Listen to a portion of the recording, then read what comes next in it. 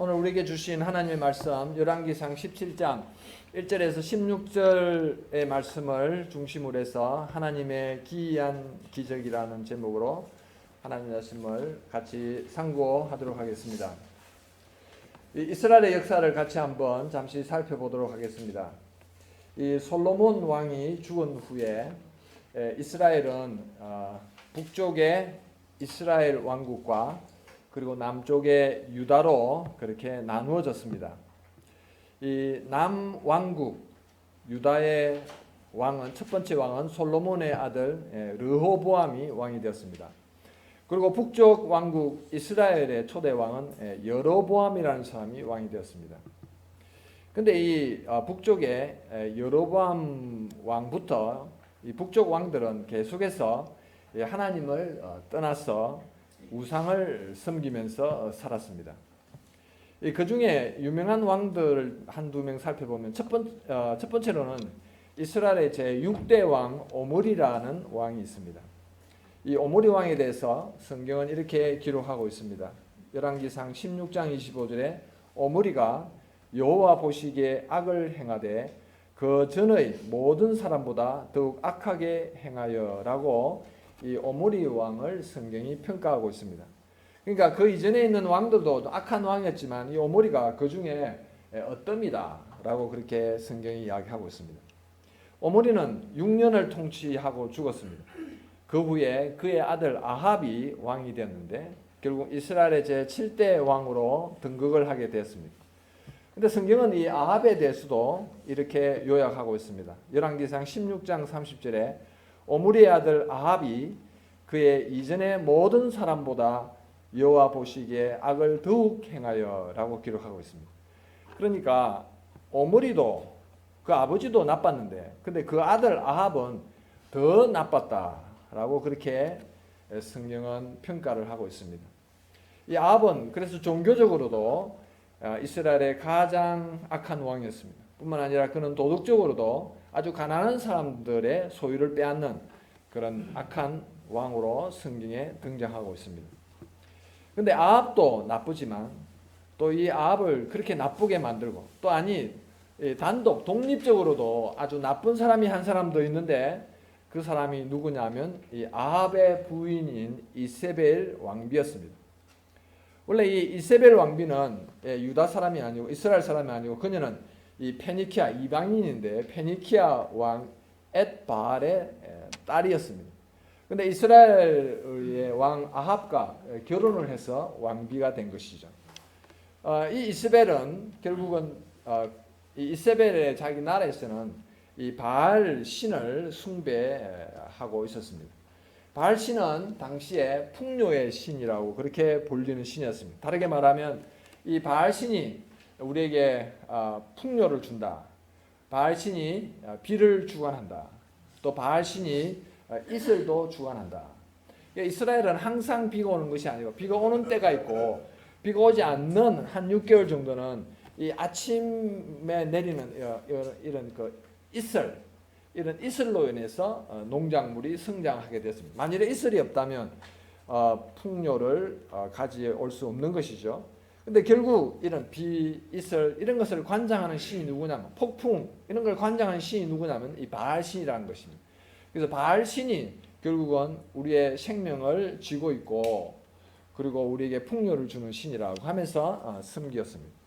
이스벨은 결국은 아합과 결혼하면서 자기가 섬기던 이런 이방의 신들을 다 가지고 들어왔습니다. 그리고 왕을 설득해서 그리고 이 이스라엘 안에 바알신을 섬기도록 그렇게 만들어 버리고 말았습니다. 하나님을 섬겨야 한다고 주장하는 그런 예언자들은 다 이 이세벨이 다 죽여버리고 말았습니다. 그러니까 아방이 가장 악한 왕입니다. 또 뿐만 아니라 그 왕비 이세벨은 또 가장 악한 왕비였죠. 그래서 이 부부가 이스라엘의 역사에 있어서 그냥 정말 악하기로는 당연 챔피언들입니다. 그런데 그렇기 때문에 이 두 사람이 이스라엘에 있는 그때 당시에 이스라엘은 정말 한치 앞이 보이지 않는 캄캄한 암흑기를 지내고 있게 되었습니다. 이때에 하나님께서 하신 일이 있습니다. 그것이 무엇이냐면 오늘 우리가 보게 되는 이 엘리야 선지자를 하나님이 부르셔서 이 아합 왕에게 보내셨습니다. 무슨 일입니까? 하나님께서 더 이상 이스라엘이 이 암흑 가운데 빠져서 이 망해가는 것을 보고 계실 수 없었습니다. 이스라엘을 하나님이 다시 구원하시기로 작정을 하신 것입니다. 그래서 엘리야 선지자를 아합 왕에게 보냈습니다. 그래서 너는 아합에게 가서 이렇게 외치라고 말했습니다. 내가 섬기는 이스라엘의 하나님 여호와께서 살아계심을 두고 맹세하노니 내 말이 없으면 수년 동안 비도 이슬도 있지 아니할 것입니다. 열왕기상 17장 1절에 그렇게 하나님의 명령을 받아 엘리야 선지자가 그렇게 외치고 있습니다. 무슨 말입니까? 앞으로 기근이 이 땅에 임하게 될 것입니다. 그래서 내가 다시 말하지 않으면, 내가 다시 말할 때 비가 이제 올 것입니다라고 말할 그때까지는 비도 없고 그리고 이슬도 없을 것입니다 라고 아합 왕이 앞에 가서 이렇게 선언을 하게 됐습니다. 여러분, 이 말을 들은 아합이 어떻게 생각했을까요? 처음에는 안 믿을 수도 있었겠죠. 그러나 이 말을 하고 난 이후에 정말 비도 내리지 않고 이슬도 오지 않는 것을 이 아합 왕이 알게 됐습니다. 어떻게 했겠습니까? 아합 왕이 당장 이 엘리야를 다시 붙잡아 와라. 그래서 이 엘리야가 이제 비가 내리도록 그렇게 다시 예언을 하도록 만들려고 했을 것이 분명합니다. 열왕기상 18장 10절에 보면은 어떻게 기록되어 있느냐면 나중에 아합 왕의 신하 중에 한 사람인 오바댜가 나중에 엘리야를 만나가지고 그 동안에 이 엘리야 선지자가 없는 동안에 이제 미리 피해 버렸습니다. 없는 동안에 아합이 어떻게 했느냐에 관해서 엘리야에게 보고를 하는데 이렇게 말하고 있습니다. 아합이 엘리야 선지자를 찾지 아니한 족속이나 그런 나라가 없었습니다. 그리고 만일에 그 나라들의 사람들을 보내가지고 엘리야가 여기 있느냐라고 물었을 때 그들이 엘리야가 여기 없다 그렇게 하면 아합은 그 나라와 그 족속으로 우리가 엘리야를 정말 보지 못하였다라고 맹세하게 하였습니다 라고 그렇게 말했습니다. 무슨 말이냐면 그만큼 이 아합이 엘리야를 찾기 위해서 모든 노력을 다 기울였다고 하는 것입니다. 아마 이 외무부 장관들을 각 나라에 파송했습니다. 그래서 엘리야가 혹시 여기 숨어 있지 않느냐? 만약 너희들이 엘리야를 내어놓지 않고 계속 숨겨두면 우리와 너희 나라는 너희 족속은 원수가 되는 것이다. 그럼 너희들이 맹세하라. 절대로 우리가 엘리야를 숨겨두지 않고 있다라고 맹세하라. 그리고 맹세를 시키면서까지 엘리야를 찾으려고 아합이 노력했다는 것입니다. 그리고 만일에 이 엘리야를 찾고 또는 엘리야가 지금 나타나지 않으면 그 엘리야를 우리가 가만히 둘 수 없다. 그렇게 위협을 했다는 것을 우리는 보게 되는 것입니다. 아마 엘리야 선지자도 아합이 자기를 그렇게 찾고 그리고 만일에 잡히게 되면 자기의 목숨이 어떻게 될는지 알 수 없다는 것을 알았을 것입니다. 그럼에도 불구하고 엘리야는 결코 아합에게 나아가서 우상을 떠나지 않음에도 불구하고 다시 비가 내리도록 그렇게 할 마음을 갖고 있지 않았습니다. 굴하지 않고 끝까지 하나님 편에 서서 아합과 싸우는 그런 선지자의 모습을 우리는 보게 됩니다. 그리고 18장으로 넘어가면 이제 드디어 바알 선지자 450명과 그리고 아세라 선지자 400명과 싸워서 대승리를 거두고 이스라엘 땅에서 우상을 섬기는 선지자를 제하고 다시 하나님을 섬기는 그런 나라로 만드는데 큰 역할을 한 이 선지자가 된 것을 우리는 보게 되는 것입니다. 여기서 우리가 한 가지 질문을 드디어 우리는 하게 되는데 그것은 무엇이냐면 그러면 어떻게 엘리야는 이런 아합의 위협과 그리고 아합의 추적과 그런 정말 목숨이 어떤 한순간에 달아날 수 있는 그런 상황이었음에도 불구하고 끝까지 아합에게 굴복하지 않고 하나님 편에 서서 이방 신들과 그리고 아합과 대항해서 싸우는 선지자가 될 수 있었느냐라고 하는 질문입니다. 그에 관한 답변으로 한 세 가지를 저는 말씀드리려고 합니다. 먼저 결론을 말씀드리면 첫 번째로 엘리야는 하나님께서 자기에게 이 기이한 이 도구를, 기이한 어떤 수단을 사용해서 하나님이 자기를 지키시고, 그리고 그 기근 가운데서도 자기를 먹여 살릴 것을 경험했기 때문에 그는 아합에게 결코 굴복하지 않게 되었다고 하는 것입니다. 두 번째로는 하나님이 기이한 장소에서 자기를 지키시고 자기를 보호해 주시는 것을 경험했기 때문에 굴복하지 않게 되었다는 것입니다. 세 번째로는 하나님께서 기이한 사람을 만나게 하시고 그 사람을 통해서 자기를 또한 지키고 또 자기를 먹이심을 경험했기 때문에 아합은 어떤 위협 속에서도 굴복하지 않고 하나님의 편에서 그리고 승리를 가져오는 사람이 되었다고 하는 것입니다. 첫 번째로 우리가 살펴볼 것은 뭐냐면 하나님께서 엘리야에게 기이한 방법으로 그를 지키고 또 그를 먹이신다는 것을 보여주셨습니다. 먼저 엘리야 선지자가 아합에게 앞으로 수년 동안 이 땅에 비가 그리고 이슬도 없을 것입니다 라고 선언하고 난 후에 하나님께서는 반드시 이 아합이 엘리야를 죽이려고 할 것이다 라는 것을 아셨습니다. 그래서 17장 3절에 보면 하나님이 뭐라고 말씀하셨느냐면 너는 여기서 떠나 동쪽으로 가서 요단 앞 그릿 시냇가에 숨으라. 그 시냇가에서 이제 비가 오지 않을 것이지만 이미 비가 와서 흐르고 있는 그 물을 먹고 있고, 그리고 내가 이 까마귀를 통해서 너에게 떡과 고기를 보내주겠다, 그렇게 이야기를 했습니다. 여기 보면 하나님께서 엘리야를 먹이시고 공급하시는 이 도구 또는 방법, 이 하나님의 이 원천이라는, 하나님의 공급하는 원천이 무엇이냐면 일반 사람들이 생각할 수 없는 이상한 이 동물 까마귀를 보내서 먹이신다는 것입니다. 여러분, 지금 이것이 왜 중요합니까? 그것은 상황을 우리가 잘 생각해야 되는데, 지금 아합이 누구를 잡으려고 하고 있습니까? 선지자 엘리야를 잡으려고 하고 있습니다. 엘리야가 어디에 숨어 있을 것입니다. 근데 어디에 숨어 있는지 알 수가 없습니다. 그러니 이 아합이 많은 병사들을 이제 내보냈을 것입니다. 어떤 사람은 농부로 가장하게 해서 엘리야가 어디 숨어 있는가 찾도록 그렇게도 했을 것입니다.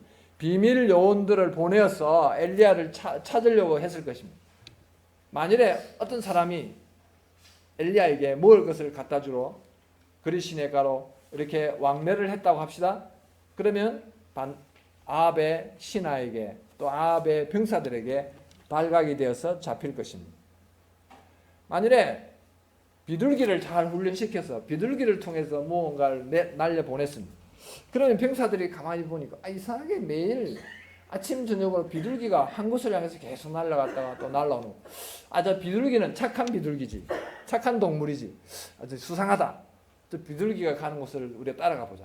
그렇게 하면 엘리야가 잡힐 수도 있는 것입니다. 근데 어느 날 보니까 까마귀가 깍깍 하면서 까마귀가 나는 것입니다. 이 아합의 병사들이 보니 저는 까마귀는 부정한 동물로 당시에 알려져 있습니다. 부정한 동물이다. 보기도 싫다. 까마귀는 자기가 날든지 말든지 신경 쓸 필요도 없다. 그리고 까마귀가 있는 곳에 가면 좋은 게 없습니다. 맨날 동물 썩는 그런 것들, 이런 것들만 까마귀가 좋아하니까 저기는 가지 말자. 그리고 엘리야가 아무리 숨어 있다고 해도 저런 까마귀가 있는 곳에 어떻게 숨어 있을 수 있겠느냐. 그래서 아무도 주목하지 않는 곳이 되는 것입니다. 이 까마귀 있는 곳에 아무것도 없다. 엘리야도 없다. 이렇게 아예 거기 있을 것이라고 생각도 하지 않게 되는 것이죠. 그리고 또 사람들이 생각할 때 어떻습니까? 까마귀가 어떤 동물입니까? 까마귀는 욕심이 아주 많은 동물입니다.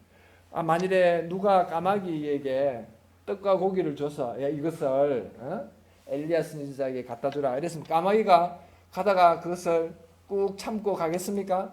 도중에 다 먹어버리죠. 까마귀는 썩은 음식도 먹는 동물인데 하물며 떡과 고기를 까마귀 입에 물려주면 까마귀가 제대로 배달할까요? 배달 사고가 날 수 있다. 도중에 먹어버려요. 그러니까 사람들이 아무도 생각하지 않는 방법으로 오늘 하나님이 엘리야 선지자를 지금 보호하고 먹이시고 있다는 것입니다. 이러한 이 공급, 이러한 도움을 받는 엘리야는 하나님의 이 기가 막힌 방법을 경험하면서 그런 참으로 하나님이 당신을 위해서 싸우는 하나님의 종을 지키고 그리고 도우신다는 것을 그는 경험하게 되었던 것입니다.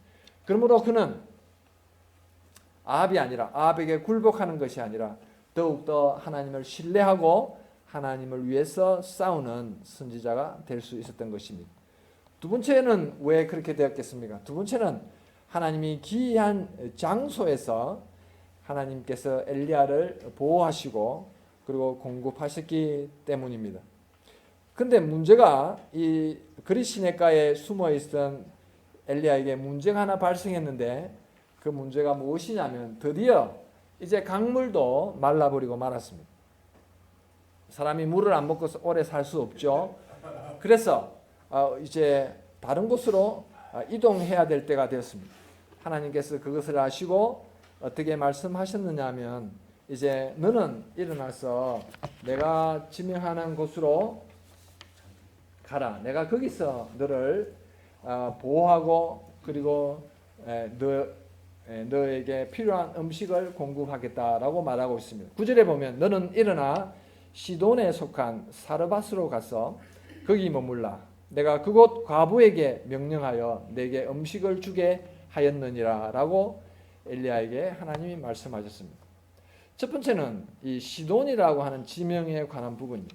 시돈이 어디냐면 이스라엘 지도를 보면 중앙에 요단강이 흐르고 있습니다. 요단강의 오른쪽에 우리 이때까지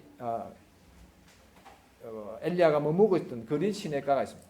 거기에서 이제 서쪽으로 지중해 쪽으로 이동하면 지중해 연안에 시돈이라고 하는 나라가 그곳에 있었습니다. 이방 나라이죠. 하나님을 거스리고 우상을 섬기는 나라입니다.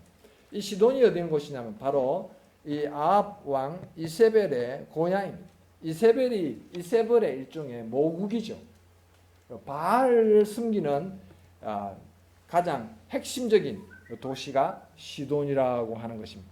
근데 하나님께서 이 시돈으로 가라 이렇게 말씀하셨습니다. 여러분이 아합 왕이라고 합시다. 여러분이 아합 왕의 그리고 병사들이라고 합시다. 이 엘리야가 어디 숨었는데 찾을 수가 없습니다. 어디에 숨었을까? 그렇지. 당연히 엘리야가 숨었으면 자기 종족 중에 어떤 집에 들어가서 그게 숨어 있을 것이다. 또 그러니까 우리가 잘 찾을 수 없는 것이지. 이렇게 생각하겠죠. 우상 숭배로 가득한 이 시돈에 가서 엘리야가 숨어 있을 것이라고는 전혀 생각하지 못했을 것입니다. 만일에 시돈에 숨어 있다 보면 주변에 있는 사람들이 당장 유대인을 바라보고 그리고 이 유대인이 그리고 지금까지 비를 내리지 않도록 하는 그 장본이다라는 것을 알면 금방 신고가 들어오고 잡히게 될 것입니다. 그러니 병사들 입장에서 또 아합의 입장에서 그가 시돈에 숨어 있을 것이라고는 전혀 생각할 수 없었던 것입니다. 그런데 하나님께서 시돈에 그를 보냈습니다. 아무도 생각할 수 없는 그런 기이한 방법으로 하나님은 엘리야를 숨기시고 그리고 보호하시고 지켜주셨다라고 하는 것입니다. 엘리야는 하나님의 이러한 방식들을 보면서 그는 더욱더 하나님을 신뢰할 수 있게 되었습니다. 동시에 세 번째로 하나님께서 기이한 사람을 만나게 하셔서 자기를 지키시고 그리고 자기에게 필요한 음식을 공급하는 것을 엘리야는 깨달으면서 하나님 앞에 완전히 설복하고 그리고 하나님을 위해서 헌신하고 충성하기로 다짐하게 되었던 것입니다. 이 시돈에서 하나님이 준비한 사람이 있는데 그 시돈에 속한 사르밧으로 가면 그곳에서 내가 한 과부를 명령해서 준비해서 그 과부가 내게 음식을 주게 할 것이다 라고 하나님이 그에게 말씀해 주셨습니다. 그래서 그는 시돈에 갔고, 그리고 시돈에 속한 사르밧이라고 하는 동네에 가서 이 과부를 만나게 되었습니다. 아마 이 과부를 만나기 전에 엘리야는 아마 이렇게 생각했을 수 있습니다. 사르밧에 가면 하나님이 준비한 어떤 여인이 있는데 그 여인이 아마 재산이 많은 여인이 있을 것이다. 그래야만 나를 먹일 수 있겠지. 그리고 이 기근이 얼마나 오래 갈지 아무도 없는데, 그래서 아마 그 여인에게 큰 재산이 아마 있는 여인일 것이다 라고 생각했을 수도 있습니다. 근데 막상 그 사르밧에 도착해서 하나님이 준비한 여인을 만나게 되었습니다. 근데 거기에 가보니까 그 여인이 무엇을 하고 있었냐면 나뭇가지를 줍고 있었습니다. 만일에 부한 집안이었다면 나뭇가지를 이렇게 주어서 그때 이 끼니를 장면하겠습니까? 부잣집이라면 뭐 땔감을 잔뜩 이렇게 쌓아놓고, 우리 소 같으면 참나무를 이렇게 창고에 가득 채워놓고, 그리고 이제 하나씩 빼서 이렇게 쓰는 것이죠. 엘리야가 나뭇가지를 줍고 있는 이 여인을 보면서 무엇이 잘못되도 한참 잘못됐다라고 그렇게 생각하게 됐습니다. 아니, 이렇게 가난한 가정이 어떻게 나에게 물과 떡을 아주 긴 시간 공급할 수 있을 것인가, 그런 의구심이 들었던 것입니다. 그래서 정말 하나님이 나를 이 정확한 곳에 보낸 것이 맞는가, 그는 그것을 한번 확인하고 싶어 했습니다. 그리고 이 여인이 이방 여인인데 과연 나를 도와줄 것인가, 나를 혹시 밀고 하지는 않을 것인가, 그런 확인하고 싶어 했습니다. 그래서 10절에 엘리야는 그 여인에게 이렇게 요청하고 있습니다. 청하건대 그릇에 물을 조금 가져다가 내가 마시게 하라라고 그렇게 요청했습니다. 그때 그 여인이 다른 어떤 적대감을 나타내지 않고 물을 가지러 들어가게 되었습니다. 여러분, 그때 당시에 비가 오지 않아서 물이 부족한 상황입니다. 함부로 이 이방인에게 물을 줄 리가 없는 것입니다. 그런데 이 여인은 아무 소리 하지 않고 물을 가져오기 위해서 주방으로 들어가는 것을 보게 되었습니다. 그때에 11절에 보면 엘리야가 다시 물에 더해서 추가해서 한 가지 더 부탁을 하는데, 청하건대 내가 물을 가져올 때 내 손에 떡 한 조각을 내게로 가져오라 라고 그렇게 부탁을 하게 되었습니다. 그때에 그 여인이 엘리야에게 이렇게 대답합니다. 당신의 하나님 여호와께서 살아계심을 두고 맹세하노니. 근데 놀랍게도 이 여인이 뭐라고 이야기하냐면 당신의 하나님 여호와께서 살아계심을 두고 맹세하노니. 누가 이 여인에게 하나님에 관해서, 그리고 또 그 하나님이 살아계신 여호와라고 하는 것을 가르쳐 주지 않았을 것인데, 이 여인은 놀랍게도 당신의 하나님 여호와께서 살아계심을 두고 맹세하노니 라고 정확한 신앙 고백을 딱 하면서 엘리야에게 이렇게 이야기합니다. 나는 떡이 없고 다만 통에 가루 한 웅큼과 병에 기름 조금 뿐입니다. 내가 나뭇가지 둘을 주어다가 나와 내 아들을 위하여 음식을 만들어 먹고 그 후에는 우리가 죽을 것이다 라고 그렇게 생각하고 있었습니다 라고 이렇게 이야기를 하는 것입니다. 정말 이 이야기를 들을 때 엘리야는 가슴이 철렁 내려앉았을 것입니다. 또는 앞으로의 일들이 걱정이 되었을 것입니다. 아니, 보통 가난해도 보통 가난한 것이나 지금 집안에 남아있는 이 가루 한 움큼, 또 병에 이 떡을 만들기 위해서 사용할 기름 조금밖에 없는데 이게 마지막인 거예요. 이것 가지고 떡 한 조각 만들고 나면 그 다음에 아무 먹을 것이 없는 가정입니다. 이런 가정에다가 하나님이 나를 보내셨다니 정말 대책이 없어도 대책이 정말 없으신 하나님이구나. 앞으로 우리는 어떻게 할 것인가 하는 생각이 들게 되었습니다. 그럼에도 불구하고 엘리야는 그리 시냇가에서도 까마귀를 통해서 내게 공급하셨던 그 하나님을 생각하면서 그 여인에게 이렇게 이야기합니다.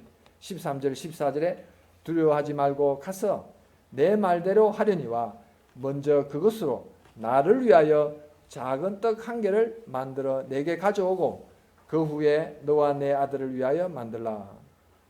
이렇게 이야기를 하는 것입니다. 무슨 이야기냐면 그래 마지막 남은 그 가루와 기름을 사용해서 떡을 만들어라. 근데 그 중에서 아마 작은 떡, 여기 작은이라는 단어가 붙었죠. 그래서 아마 한 절반 정도 나누어서 작은 떡 하나 만들어서 그걸 내게 먼저 주고 그리고 나머지 남은 것으로 너와 그리고 내 아들이 먹으라.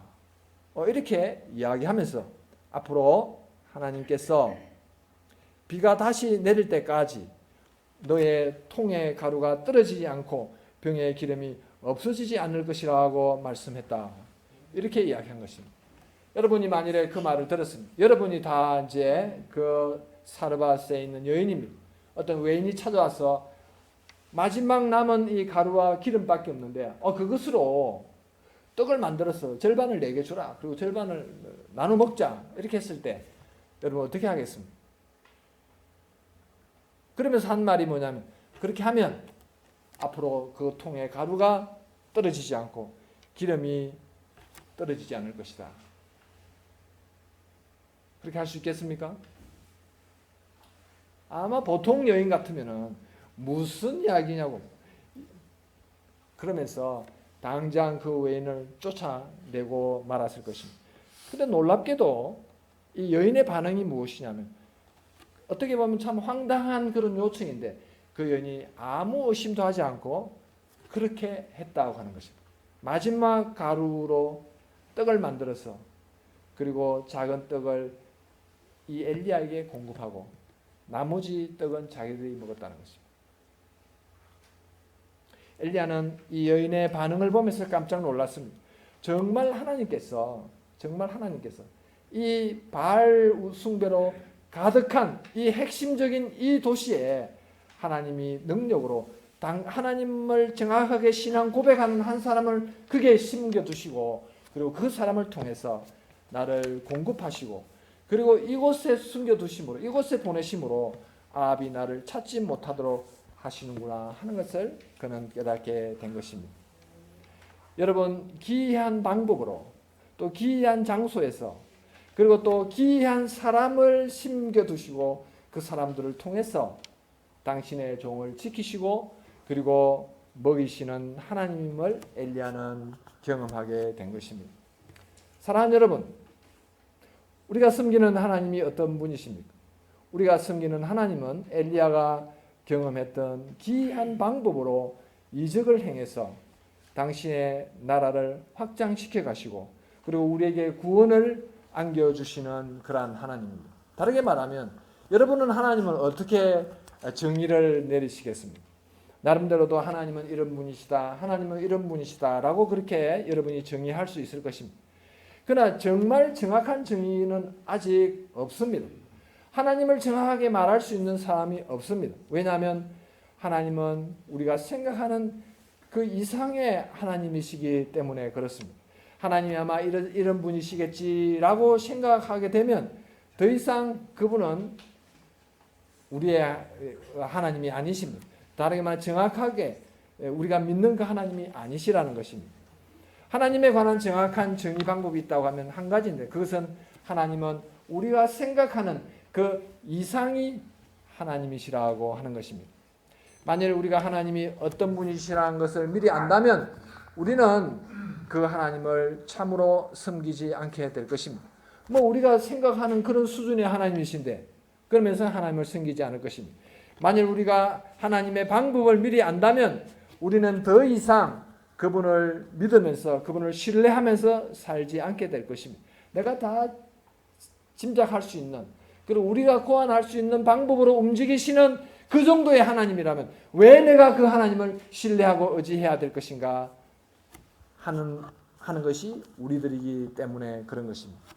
그렇기 때문에 우리가 하나님에 관해서 생각할 때 하나님은 우리가 생각하는 그 이상이 우리가 섬기는 하나님이다라는 것을 꼭 기억해야 될 필요가 있습니다. 하나님은 기이한 방법으로 일하십니다. 여러분 여호수아가 가나안 땅을 점령하게 될 첫 번째 만났던 여리고성을 점령할 때 하나님의 방법은 무엇입니까? 사람들이 전혀 생각하지 못했던 이상한 방법이었습니다. 성을 돌았습니다. 성을 돌라 그러면 그 성이 무너질 것이다 라고 말했습니다. 하나님은 기이한 방법으로 일하셨습니다. 여러분, 나중에 나아만 장군이 그의 병을 고치게 될 때도 하나님이 뭐라고 말했습니까? 그냥 요단강에 들어가서 7번 몸을 씻으라. 그것이 끝이었습니다. 보통 다른 사람들이 생각하는 의사를 보낸다든지 유명한 약품을 공급하다든지 그런 방법이 아니었습니다. 하나님의 방법은 우리가 생각하는 그 이상의 다른 방법이었습니다. 우리를 깜짝이 놀라게 하는 방법이었습니다. 근데 말도 안 되는 방법이. 근데 그 방법에 순종하니 하나님께서 나아만의 병을 고치고 그리고 이스라엘이 여리고성을 점령하도록 하는 그런 일들을 벌이신 것입니다. 하나님은 우리가 생각하는 그 이상의 방법으로 일하시는 하나님이십니다. 동일하게 로마서 5장 6절에서 8절에 보면 하나님은 기이한 방법으로 또한 우리를 구원하신 분이라고 이야기하고 있습니다. 우리가 아직 연약할 때에 기약대로 그리스도께서 경건하지 않은 자를 위하여 죽으셨도다. 의인을 위하여 죽는 자가 쉽지 않고 선인을 위하여 용감히 죽는 자가 혹 있거니와 우리가 아직 죄인 되었을 때에 그리스도께서 우리를 위하여 죽으심으로 하나님께서 우리에 대한 자기의 사랑을 확증하셨느니라 라고 바울은 여기서 외치고 있는 것입니다. 여러분, 하나님이 어떤 분이십니까? 우리가 전혀 생각하고 있지 않을 때에 또 우리가 아직 죄인 되었을 때 우리가 아직 연약해 있는 그 상태에서 방황하고 있었을 때에 하나님께서 우리를 구원하시기 위해서 당신의 기이한 방법으로 당신의 아들을 미리 먼저 이 세상에 보내시고 그리고 우리와 전혀 상의하지 않고 그분을 십자가에서 돌아가게 하심으로 말미암아 우리가 구원을 얻고 우리가 다시 살아나게 되며 그리고 하나님의 자녀가 될 수 있는 길을 미리 만들어 주신 분이십니다. 하나님이 우리를 이렇게 사랑하셨다는 것을 우리가 나중에 후에 알게 되면서 성경을 통해서 알게 되면서 그때 비로소 우리가 감동을 받게 된 것입니다. 우리의 심령이 흔들리게 된 것입니다.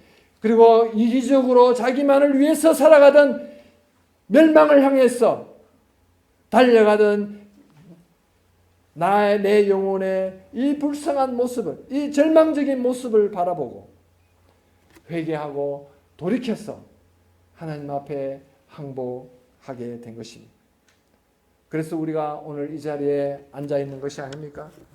하나님을 섬기고 하나님을 예배하게 된 것이 아닙니까? 하나님은 어떤 분이십니까? 하나님은 기이한 방법으로 자신의 종을 지키시고 그리고 공급하시고 그리고 위험에서 구원하시고 그리고 당신이 선택한 하나님의 백성들은 한 사람도 놓치지 않고 당신의 나라로 불러 모으시는 하나님이십니다. 사랑하는 여러분, 이 한 주간 살아가면서 내가 섬기는 하나님은 우리의 생각대로 또 우리의 생각 안에서 움직이시는 분이 아니십니다. 기이한 방법으로 당신의 일을 이루시는 분임을 기억하고 그 하나님을 신뢰하면서 그 여러분이 만나는 어떤 문제가 있든지 어떤 어려움이 있든지 그 하나님께 맡겨 드리면서 하나님이 이 일에 개입해 주시옵소서. 내가 당신의 방법을 다 이해하지 못합니다. 그러나 당신은 우리를 지키시고 그리고 우리에게 필요한 것을 공급하시는 분임을 압니다. 당신의 방법으로 역사하셔서 당신의 종을 구원하시고 그리고 당신의 종에게 기쁨을 그리고 평강을 허락해 주시옵소서라고 기도하면서 승리의 한 주간을 살아시는 저와 여러분이 다 되시기를 주님의 이름으로 축원드립니다. 같이 한번 기도드리도록 하겠습니다.